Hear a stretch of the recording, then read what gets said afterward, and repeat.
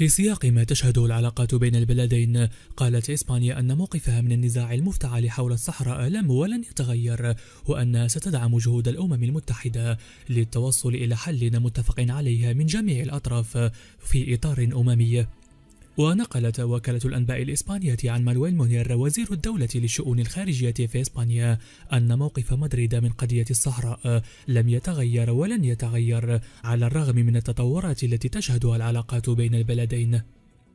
واعتبر الوزير الإسباني في لقاء مع صحفيين خلال زيارته التي استمرت يومين إلى برلين، اعتبر أن الموقف الإسباني في هذا النزاع معروف ومستمر ولم يتغير منذ عقود، بالإضافة إلى أنه تم صياغته بشكل كامل في قرارات مجلس الأمن الدولي. كما أشار إلى أن إسبانيا تريد تعيين مبعوث خاص جديد للأمم المتحدة للصحراء، وهو منصب شاغر منذ ترك الألماني هورت منصبه في ماي 2019 بسبب مشاكل صحية.